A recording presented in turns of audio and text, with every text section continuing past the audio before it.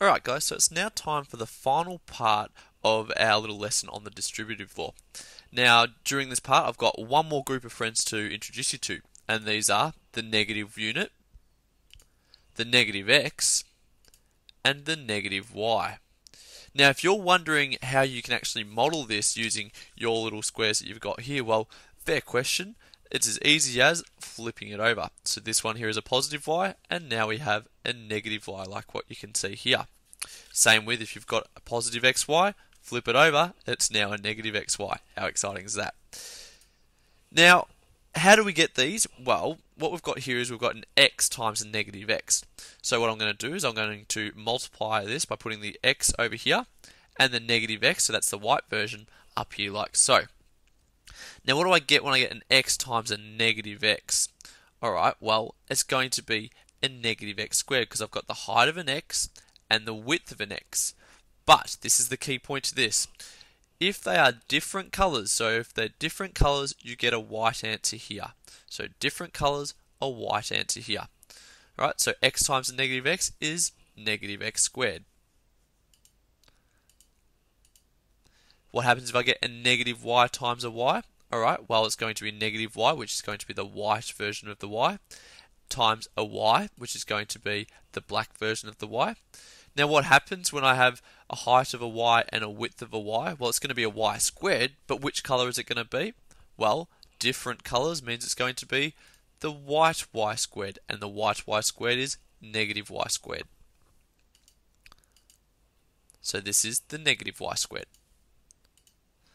Now what happens if I do x times negative y? Alright, so I'm going to put positive x here, the black x, multiplied by the negative y, the white y.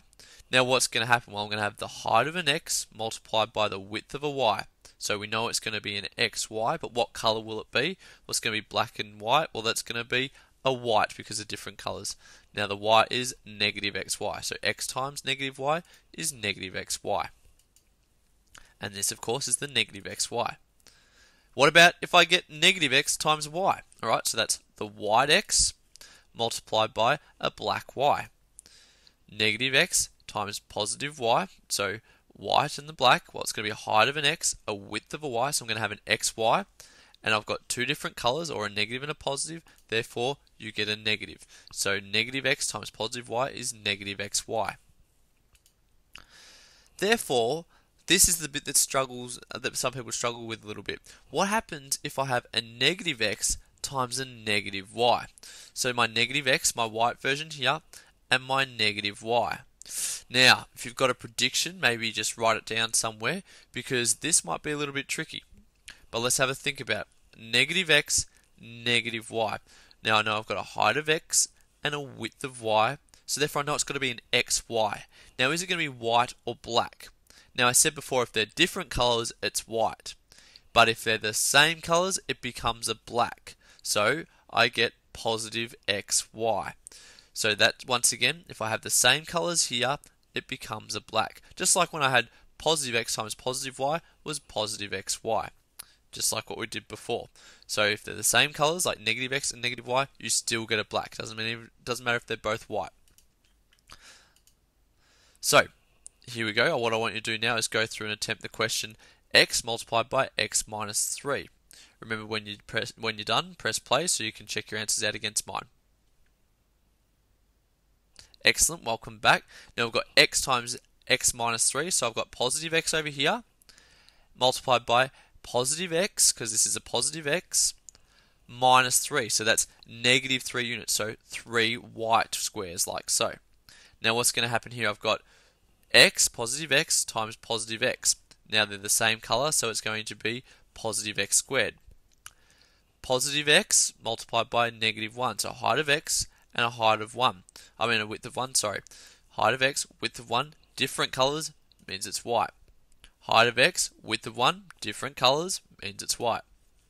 Height of x, width of 1, different colours, white.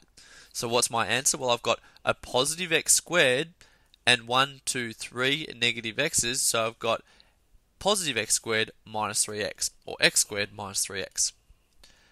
Now let's have a look at this. I've got negative 2x multiplied by 2 minus y. Right, negative 2x, well that means I need to have two white x's down here, so 1, 2, or negative 2, or 2 negative x's. Now I've got 2 minus y that goes up here, so that's positive 2, so 2 black ones, and minus y, so a white y, or a negative y.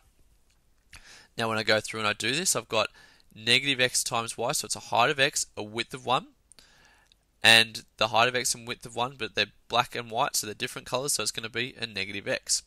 Once again, height of x, width of 1, so it's going to be an x, but what colour? Well, different colours, it's white, so it's negative x. Height of x, width of 1, different colours, negative x. Height of x, width of 1, different colours again, negative x. Alright, so that's all well and good, but now I'm over to this y section. So I've got height of x, a width of y. Now what are they? They're the same colours, so what colour must it be? Black. So you get an xy, because they're the same colours. Once again, height of x, a width of y, same colours, must mean it's a black. So then what am I going to have? Well, I've got 1, 2, 3, 4 negative x's and 2 xy's. So that's going to be 2xy minus 4x. Now why did I do it in this order? Well, we always put the positive ones first if we can. So that is, we've got positive 2xy at the first part and negative 4x there. So it's saying 2xy minus 4x. Now what I want you to do is go through and complete page 3 of your distributive law handout that you got given before. Now, like always, make sure you use your multiplication charts to help you out with this and draw your working out in the space provided. Now, you're going to actually have to colour in your x's and your x squareds and things if it's the black one. If it's not, you get to just draw the outline. Now, if you finish this with a bit of time left, what I want you to do is turn over and actually have a go at the challenge questions from here, because they might push you a little bit more. So go through and do that as well. Alright, best of luck guys, and of course go through and check your solutions once you're done by checking out the answers that you can see that I've attached to the lesson. See you later.